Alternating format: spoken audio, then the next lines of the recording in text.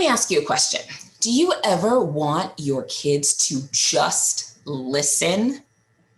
If your answer was, for the love of all that is good and holy, yes, you'll want to keep watching, because in today's video, you're going to get some tips that'll get you what you want. Now, let me see if I got this right. You've prepared. You've made sure your kiddo wasn't hungry or exhausted.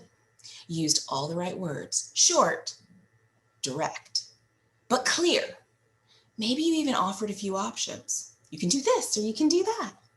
Your tone was on point, firm, but kind. And then you did it. You asked them to do something.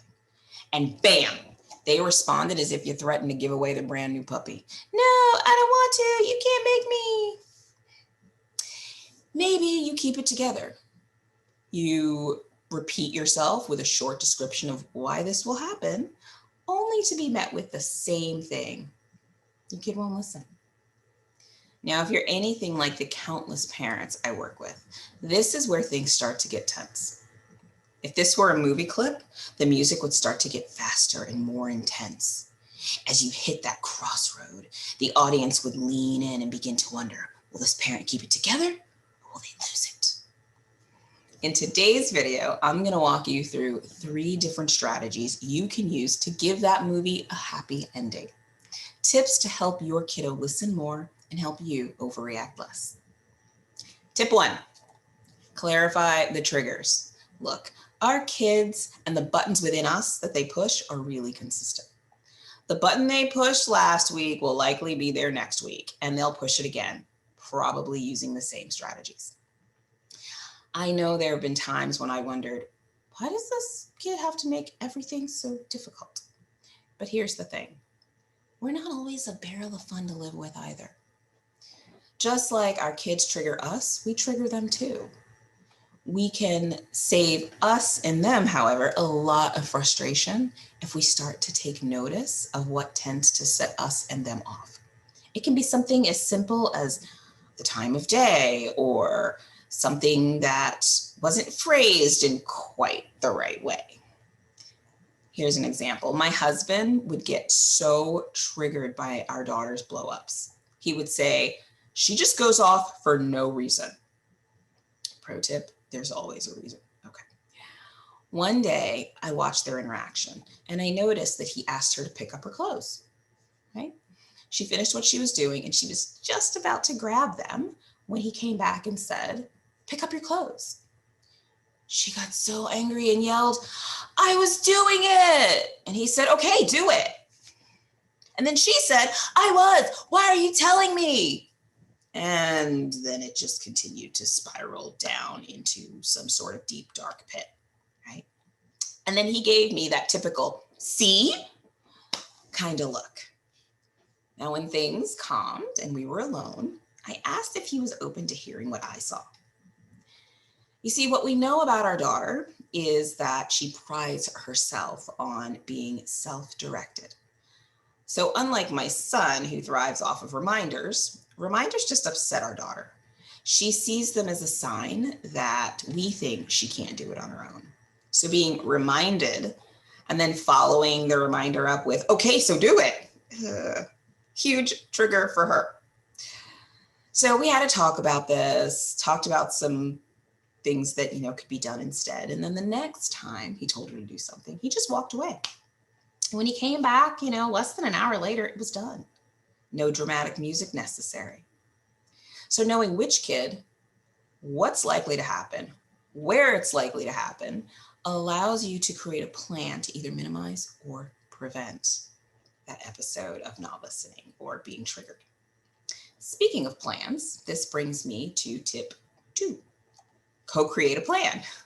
Look, you and I have a need for power and control. If you didn't, you wouldn't have pressed play on a video that has to do with getting your kids to listen. So what would make us think that our kids are any different? They need power and control too. And instead of falling into power struggles, we can lean into power sharing.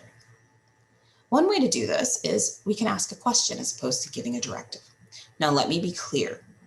I don't mean ask if they will please do something. I'm a huge proponent of don't ask a yes/no question when only a yes answer will do. Okay? So don't ask, will you please pick up your toys, when picking up their toys is the only option that will truly meet your needs. When I say start with a question, what I mean is a power sharing question. So asking, what's your plan for picking up your toys today? Or how many more minutes do you need before you start picking up your toys? This helps because your question includes two things. One, the assumption that the toys will get picked up today. And two, a power sharing component. Instead of demanding that they do the task on your time, you're inviting them to create a plan that will work for them. Now, only use this when you're really open to their suggestions, but please use this. It's an easy way to help our kids fill their power bucket. And when their bucket is full, they're way less likely to feel the need to fight for tiny drops of power here and there. Tip 3, consistency.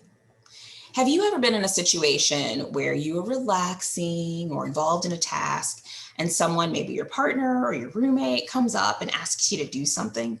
Maybe it's something small, like, can you pick your shirt up off the floor? Or maybe it's something big, like, can you clean the bathrooms? What's the likelihood of you feeling inspired in that moment to get up and do the thing? Not very. But what if Sunday is laundry day and Friday is bathroom day? Then when you're asked to do these things, how much more likely are you to be prepared to do them if you have to be asked at all? When I work with parents who tell me their kids aren't listening, one of the first questions I ask is, how consistent are you? I usually get a grin, avoid eye contact, and their head lowers, and then we laugh. Look, despite some of the modern parenting models and what they tell you, we all thrive off of consistency. We like to know when we're supposed to arrive at work or hop on a Zoom call. We like to know that every day, right? We get annoyed when plans change last minute. Kids are no different. They too thrive off of consistency. My kids have chores. They fold clothes, clean the kitchen, they pick up their room, they sweep, they clean their bathrooms. We're about to add washing their clothes into that list. My kids are 9 and 12, by the way. And we didn't start with this hefty list, but we're adding to it over time. Now on Sundays, we do have to say, all right, when are we folding clothes today? But we don't get pushback because we're consistent. They know it's coming.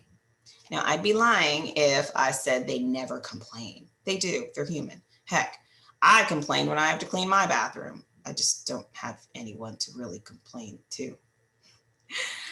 But when they do complain, their question isn't, what? Why? Why do we have to do this?